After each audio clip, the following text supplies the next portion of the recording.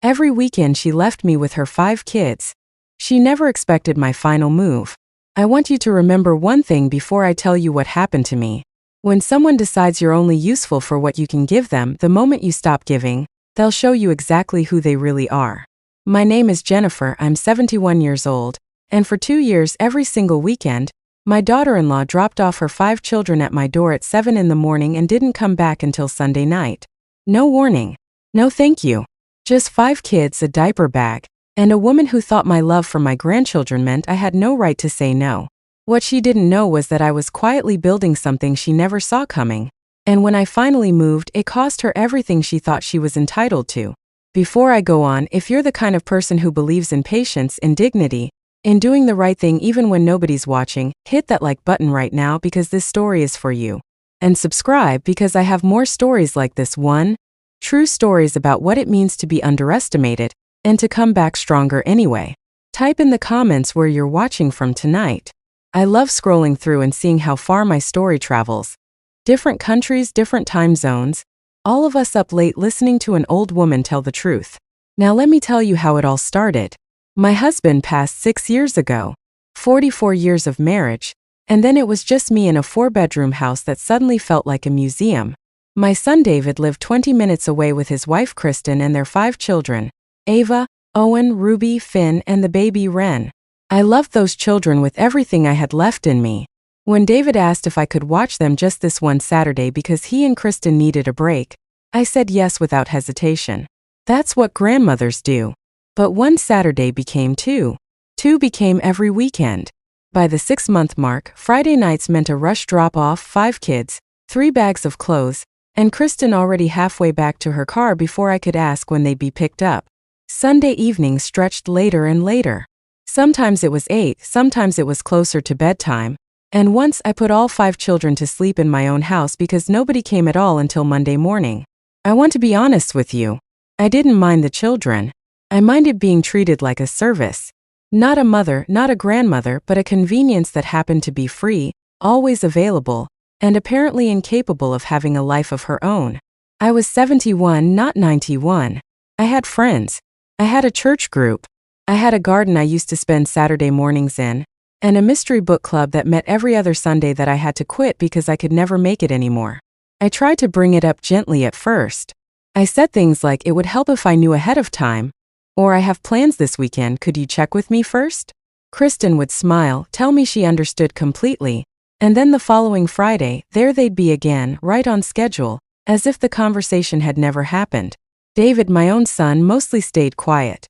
He'd hug me, say thanks, Mom, you're a lifesaver, and disappear into whatever new hobby or trip they were funding with their newfound freedom. Because that's what it was. Freedom. Their freedom paid for entirely with mine. It took me longer than it should have to notice the pattern underneath the pattern. I started paying attention to what they did with all that time I was giving them. Weekend trips. Dinners at restaurants I couldn't afford on my fixed income. A boat, if you can believe that, they bought a boat.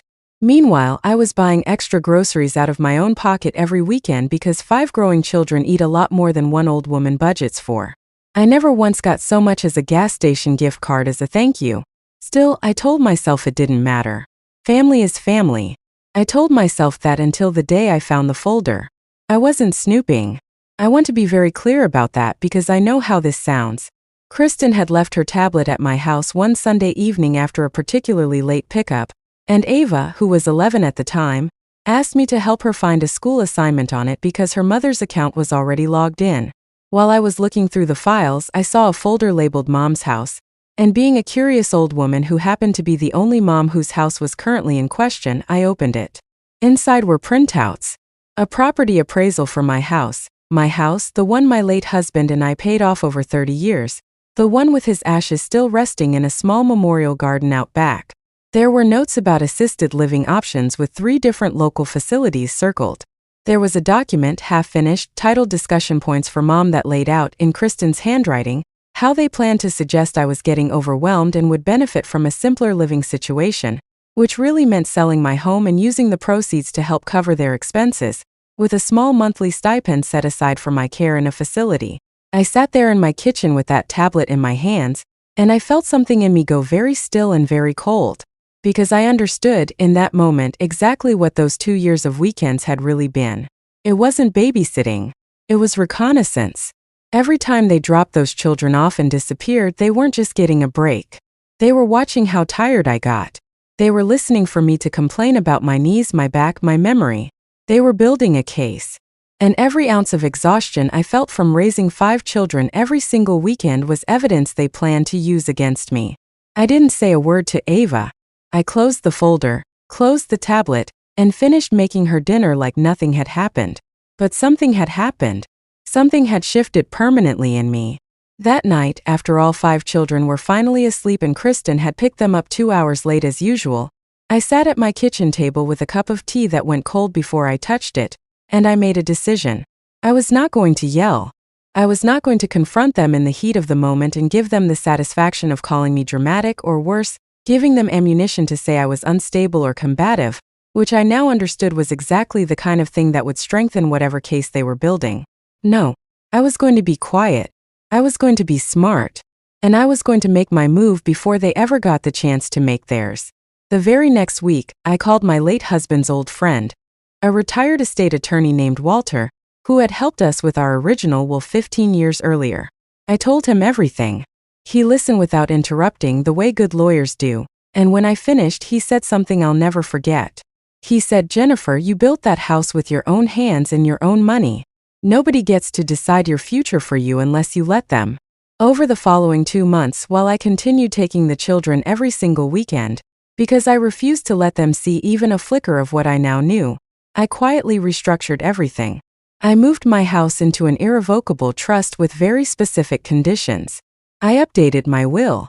I met with a financial advisor and moved a portion of my savings into accounts that could not be touched or influenced by anyone but me. And most importantly, I began looking secretly at a small condominium closer to my sister in another state, one with a garden, 1 bedroom, low maintenance, and most importantly, no room for 5 extra beds. I want you to understand something. This wasn't about punishing my grandchildren. Those 5 children are innocent in all of this, and I love them the same today as I did before I opened that folder. This was about protecting myself from 2 adults who saw an aging widow's love as a resource to be extracted rather than a relationship to be honored. I gave notice on my house in early spring. I didn't tell David and Kristen right away. Instead, I did something I hadn't done in over 2 years. I told them I wasn't available for the following 3 weekends because I had some personal matters to take care of. You should have seen the panic. Suddenly there were phone calls. Suddenly Kristen was asking if everything was okay, if I needed help with anything, if maybe she should come check on me. It was almost funny how quickly the concern appeared the moment their free childcare was threatened. During those 3 weekends, I finalized the sale of my house to a lovely young couple expecting their first baby. People who cried actual tears of joy when I handed them the keys because they said the garden reminded them of their grandmother's home. I signed the paperwork on my new condominium, and I quietly, carefully, packed up 30 years of memories into boxes labeled by room, keeping only what mattered and donating the rest. The day I finally told David and Kristen, I invited them to dinner at my house for the last time. I cooked a full meal the way I used to for holidays, and I waited until dessert to say what I had to say. I told them I had sold the house. I told them I was moving to be closer to my sister. I told them the weekend arrangement, effective immediately, was over, and that going forward I'd be happy to see the children on a schedule that worked for everyone, planned in advance with proper notice, like the family visits they were always meant to be. Kristen's face went white. David actually laughed, thinking I was joking until he saw I wasn't. And then Kristen said something that confirmed everything Walter and I had suspected. She said, "But we already told the kids you'd always be there for them. That this is their second home." As if my house, my labor, my exhaustion, existed for the sole purpose of being their backup plan. I looked her dead in the eye and I said, "I raised 1 child of my own, Kristen. I did not sign up to raise 5 more on weekends with no say in the matter, especially not from 2 people who had already started planning to put me in a facility and sell the roof over my head." The silence after that sentence was the loudest silence I have ever experienced in my life. David turned to his wife, and for the first time in 2 years, I watched him actually look at her the way you look at someone you're seeing clearly for the first time. He asked her if it was true. She didn't deny it. She just said it was just an idea, that they hadn't decided anything, that I was misunderstanding. I told them I wasn't interested in relitigating it. I told them my decision was already made, the house was sold, and the trust and the will were already updated in ways that reflected the last 2 years honestly. I did not disinherit my grandchildren, let me be clear about that, because some people jump to that conclusion and I don't want you thinking I'm a cruel woman. Their college funds, which I had started when each of them was born, remained untouched and fully funded. But the portion that would have gone to David and Kristen directly, the portion they were clearly counting on to fund whatever lifestyle they'd been building on the back of my free labor, was redirected into a trust that pays out only for the grandchildren's direct education and medical needs, administered by Walter's firm, completely outside of David and Kristen's control. David was hurt. I understood that, and honestly, some part of me was hurt too, watching my own son's face fall like that. But I told him the truth. I told him that love isn't supposed to feel like exhaustion. Family isn't supposed to feel like an obligation with no boundaries. And a mother, even at 71 years old, is still allowed to have a life, a future, and a say in her own final years. I moved 3 weeks later. My new condominium is small, but it's mine, entirely mine, with a garden just big enough for tomatoes and roses, and neighbors who wave to me on my morning walks. I see my grandchildren now once a month, sometimes twice, always planned, always appreciated, always a joy instead of a burden. Ava calls me every Sunday just to talk, which she never did before, because I think somewhere in that 11-year-old mind, she understood more of what happened than her parents realized. Owen sends me drawings in the mail.